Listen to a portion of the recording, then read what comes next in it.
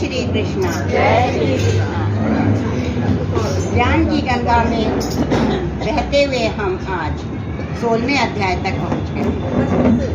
ऐसा होता है हर परिस्थिति में हर व्यक्ति का व्यवहार अलग होता है। जैसे अगर कोई मुसीबत में फंसा हुआ है तो कुछ व्यक्ति अनदेखा करके आगे बढ़ जाते हैं, नहीं सोचते कि इसकी हम मदद करें, पर कुछ व्यक्ति मदद करने के लिए वहीं रुक जाते हैं, उसकी मदद किए बिना आगे नहीं बढ़ते हैं। तो ऐसा क्यों हुआ? इसका अध्याय 17 में श्री कृष्ण ने बहुत सुंदर हल बताया। क्या कारण है कि कुछ लोग आगे बढ़ते हैं और कुछ लोग नजरे फेर कर चलते जाते हैं। कृष्ण कहते हैं इस संसार में 2 प्रवृत्ति के लोग रहते हैं, आसुर प्रवृत्ति और देवी प्रवृत्ति।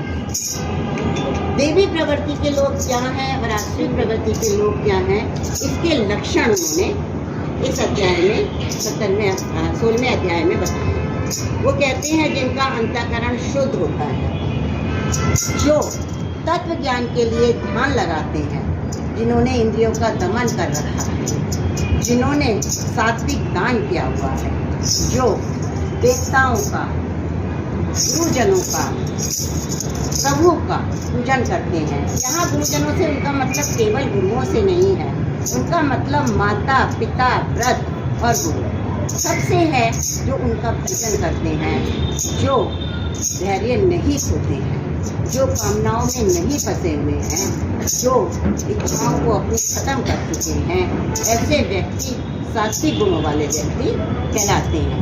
ऐसे व्यक्ति जो कि काम, क्रोध, मोह, लोभ से अपने आप को दूर कर चुके हैं, अपने इंद्रियों का दमन कर चुके हैं, दूसरों की सहायता करना जिन्हें बहुत सुंदर लगता है। वो चाहते हैं कि हम दूसरों की सहायता करते रहें, कभी वो उससे पीछे नहीं हटते हैं।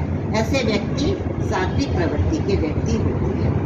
आगे वो बताते हैं कि ये तो मैंने आपको सात्विक प्रवृत्ति के व्यक्ति बता दिए हैं, और ये व्यक्ति हमेशा परम गति को प्राप्त करते हैं, कभी संसार में आवागमन में नहीं फंसते हैं, परम गति अर्थात मुझे प्राप्त करते हैं। इसके विपरीत आसुर प्रवृत्ति के व्यक्ति होते हैं, जिनका स्वभाव इनसे बिल्कुल अलग होता है।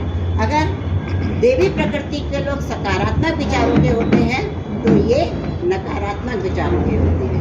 देवी प्रकृति के लोगों में एक तेज होता है, और उस तेज से चाहे छोटे व्यक्ति हों चाहे शूद्र व्यक्ति हों, खींचे चले आते हैं और वो भी देवी प्रकृति के बन जाते हैं। तो ये इनकी महानता होती है देवी प्रकृति की। देवी प्रकृति के लोग क्या करते हैं, अगर कोई परेशानी में फंसा हुआ है तो उसकी परेशानी को हल करने की कोशिश करते हैं, और आसुर की प्रकृति क्या होती है, कोई परेशानी में फंसा हुआ है तो उसकी परेशानी और बढ़ा देते हैं। वो हल नहीं करते बल्कि उसको बढ़ाते हैं।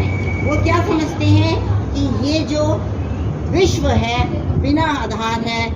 वो ये कहते हैं कि स्त्री पुरुष के केवल संयोग से संतान की उत्पन्न होते हैं, और इस तरीके से काम को वो महत्ता देते हैं। ईश्वर को मानते ही नहीं, ईश्वर को अस्तित्व को नकारते हैं। स्वयं उसमें जो ईश्वर बसा हुआ है, हम सब में जो ईश्वर बसा हुआ है, उनको वो नकार देते हैं। ऐसे व्यक्ति इच्छाओं से घिरे हुए होते हैं।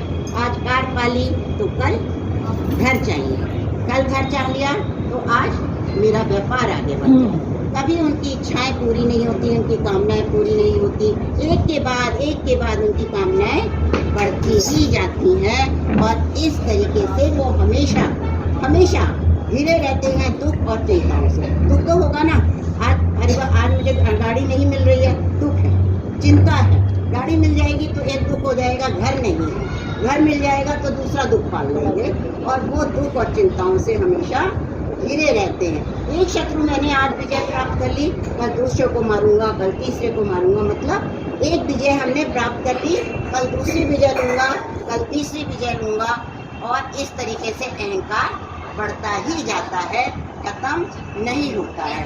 और अहंकार, पैसे, बल के कारण बहुत बुरे कार्य करते रहते हैं। पर भगवान यहाँ क्या कहते हैं?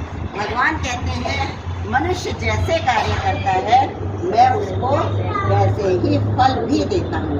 ऐसे लोगों का क्या होता है, बाद में ऐसे लोग ज़्यादा से ज़्यादा पापों में गिरते चले जाते हैं और गिरते चले जाते हैं और अंत में नरक को प्राप्त होते हैं, ज़्यादा से ज़्यादा दुखों को भोगते हैं और इस तरीके से उनके पापों का फल प्रभु जरूर ही देते हैं। वो कहते हैं कि ऐसे पुरुष तू नहीं है अर्जुन, तू देवी संपदा को लेकर पैदा हुआ है, इसलिए तू शोक मत कर, क्योंकि तेरे को तो परम गति प्राप्त होनी जरूर है, इसलिए तू किसी प्रकार का शोक मत कर। वो एक बात और बताते हैं कि जो देवी संपत्ति के लोग हैं वो कर्तव्य को कर्म मानते हैं, मतलब कर्म कर्तव्य को मानते हैं। अब यहाँ कर्तव्य क्या है?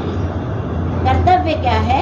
जो शास्त्रों में लिखा गया है, जो भी शास्त्रों में बताया गया है उसके अनुसार कार्य करना ही कर्तव्य है, और वही कर्म बिना इच्छा के फल की वो करते हैं।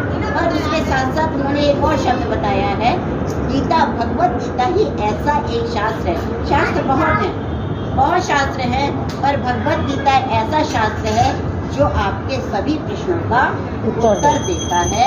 इसीलिए भगवत गीता में जो कुछ भी कहा है, अगर आप उसको फॉलो करेंगे, अगर आप उसको निभाएंगे, बार बार पढ़ेंगे, बार बार उसके अर्थ को समझेंगे, तो जरूर परम गति को प्राप्त करेंगे। तो यहाँ पर उन्होंने यही बताया है, क्यों हम आगे निकल जाते हैं, क्यों हम सेवा करते हैं, इसलिए हमारी प्रवृत्ति, हमारे संस्कार, हमारा सब कुछ हमसे